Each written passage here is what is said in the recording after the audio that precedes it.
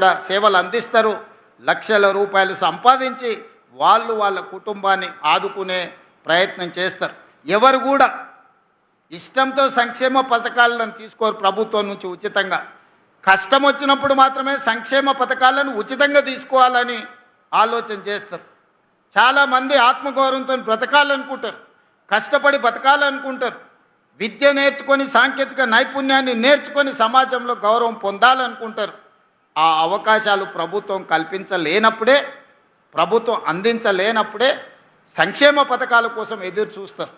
సంక్షేమ పథకాలను తగ్గించాలనుకుంటే సర్వస్వతంత్రంగా వాళ్ళ కాళ్ళ మీద నిలబడే విధంగా మన విధానాలను మనం అమలు చేస్తే ఏ ప్రజలు కూడా ప్రభుత్వం నుంచి ఉచితంగా ఆశించరు. అందుకే ఈరోజు మనం ఈ విషయాలకు సంబంధించి nursery to 12th class breakfast, lunch, education, school kit ఇవన్నీ ఇవ్వడంతో పాటు నాణ్యమైన విద్యను అందించాలి. 12th తర్వాత సాంకేతిక నైపుణ్యాన్ని మనం అందించాలి. దాని మీద పూర్తి స్థాయిలో మా సహచర మంత్రులు సమయాన్ని కేటాయించి ప్రజలందరికీ వివరించి ప్రభుత్వము పేద ప్రజల కోసమే పనిచేస్తుందనే నమ్మకాన్ని కలిగిద్దామని మీ అందరికీ విజ్ఞప్తి చేస్తూ, నిన్న మన ఒక ఆయన ఇక్కడికి వచ్చిపోయాడు. ఈ విషయాన్ని కూడా మీతో పంచుకోవాలి.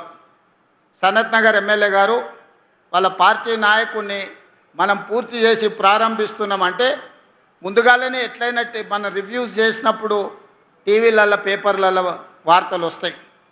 వచ్చే నెలలో ముఖ్యమంత్రి గారు లేదా వైద్య ఆరోగ్య శాఖ మంత్రి ఉప ముఖ్యమంత్రి గారు సనత్ నగర్ హాస్పిటల్ని ప్రారంభించబోతుండు అని టీవీల పేపర్లో చూడంగానే పొద్దున్నే లేస్తున్నారు, పగటి వేషగాళ్ళలాగా తయారవుతున్నారు, ఇక్కడికి వచ్చి హడావిడి చేస్తున్నారు.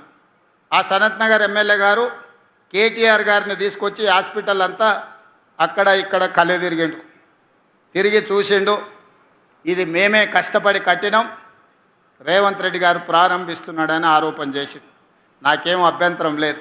అట్లీస్టు వాళ్ళ ఆత్మ పరిశీలన చేసుకోవడానికన్నా పర్యటన పనికొస్తుంది. అయితే ఇది అయిన తర్వాత ఆ సనత్ నగర్ ఎమ్మెల్యే గారు చెప్పారు, ఈ వెనకాలనే ఎర్రగడ్డ మెంటల్ హాస్పిటల్ ఉంటుంది, ఒకసారి పోయి చూసిపోదామని. మనోనికి బుర్ర తక్కువ కదా, ఆలోచన ఉండదు కదా, దబదబా లోపలికి పోయాడు.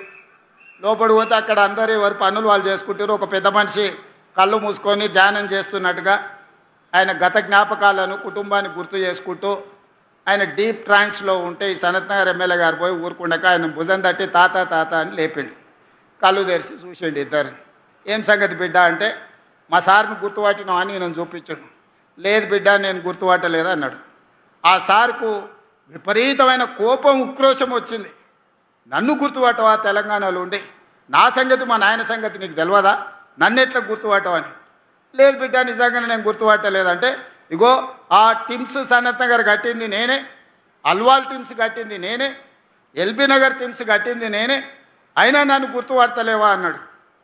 ముసలాయన నింపాదిగా, ఊకుండు బిడ్డ ఊకుండు, నేను వచ్చినప్పుడు కూడా ఈ లోపలికి వచ్చినప్పుడు చార్మినార్ నేనే కట్టినా, గోల్కొండ నేనే కట్టినా, హైదరాబాదు నగరాన్ని నేనే నిర్మించిన చెప్పేటోని, డాక్టర్లు గుర్తుపట్టిర్రు, నా తిక్క కాస్త ఎర్రిగా మారిందని కరెంటు వైర్లు పెట్టి షాక్ ఇవ్వగానే ఇప్పుడు జర్ర సోయిలకు వచ్చిన, ఇక తొందరలోనే నేను ఇంటికి పోతున్నా బిడ్డ, నీకు కూడా ఈడ చేరితే ఒక వారం ఉంటే అతను ఏమనుకుంటున్నాడంటే ఇతను కూడా ఎర్రిలేసి తిక్కతోని ఎర్రగడ్డకు వచ్చిండు అనుకొని, నీకు కూడా ఏం కాదు బిడ్డ, డాక్టర్లు మంచోళ్ళు ఉండ్రు, ఈ కరెంటు వైర్లు పెడితే వారంలో నీకు నిజం అర్థమవుతుందని చెప్పిండు.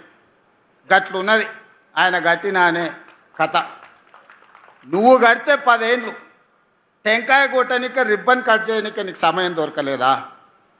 నిజంగానే నువ్వు సనత్ నగర్ టిమ్స్ కట్టినా, అల్వాల్ టిమ్స్ కట్టినా, ఎల్బీ నగర్ టిమ్స్ కట్టినా, వరంగల్ హాస్పిటల్ కట్టినా, ఉస్మానియా హాస్పిటల్ కట్టినా 10 సంవత్సరాలు చంద్రశేఖరరావు గారే ముఖ్యమంత్రిగా ఉన్నారు, హరీష్ రావు గారు వైద్య ఆరోగ్య శాఖ మంత్రిగా ఉన్నట్టున్నాడు, లేకపోతే ఇంకొక ఆయన ఉన్నట్టున్నాడు. మీ కుటుంబమే ఉంది కదా, మీరెందుకు రిబ్బన్ కట్ చేయలేదు? మీరు ఎందుకు ప్రారంభించలేదు? ఎందుకు మీరు పేదల కోసం సేవలు అందించాలనే ప్రయత్నం చేయలేదు? ఉస్మానియాని నిర్వీర్యం చేసి కూల్చాలని మీరు ప్రయత్నం చేస్తే కొత్త ఉస్మానియా హాస్పిటల్ని మేము కట్టినాం. మీరు జీవోలు ఇచ్చి టెంకాయలు కొట్టి మీరు ఏం కట్టుకున్నారు?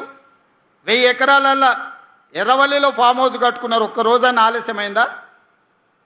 జన్వాడలో 100 ఎకరాలలో ఫామ్ హౌస్ కట్టుకున్నావు నువ్వు, విలాసవంతమైన ఫామ్ హౌస్, వైట్ హౌస్ కూడా పనికిరానంత గొప్ప ఫామ్ హౌస్ కట్టుకున్నావు. ఒక్క రోజన్నా ఆలస్యమైందా? మీ చెల్లెలు శంకర్పల్లిలో ఫామ్ హౌస్ కట్టుకుంది, ఎప్పుడైనా ఆగిందా? మీ బావ మొయినాబాద్లో ఫామ్ హౌస్ కట్టుకున్నాడు, ఎప్పుడైనా ఆగిందా? మీ ఫామ్ హౌస్లో ఒక్కరోజు కూడా ఆలస్యం కాకుండా ఒక ఆయన 1000 ఎకరాలలా, ఇంకొక ఆయన 100 ఎకరాలలా, మీ చెల్లెలు 50 ఎకరాలలా, మీ బావ 25 ఎకరాలలా విలాసవంతమైన భవంతులు, పెద్ద పెద్ద గడీలు నిర్మించుకున్నారు. సరైన సమయంలో అవి పూర్తయినాయి. కానీ మా పేదలకు అందించే ఒక్క హాస్పిటల్ అన్న మీరు కట్టి చూపించిండ్రా? పూర్తి చేసిండ్రా? ప్రారంభించిండ్రా? పేదలకు వైద్యాన్ని అందించిండ్రా? ఇంకా కూడా ఆత్మ పరిశీలన చేసుకోకుండా, ఏ మాత్రం సమాజం గమనిస్తుందని సిగ్గుపడకుండా నోటికొచ్చిన అబద్ధాలు చెప్పి బతకాలనుకుంటారు. తెలంగాణ ఉద్యమం అప్పుడు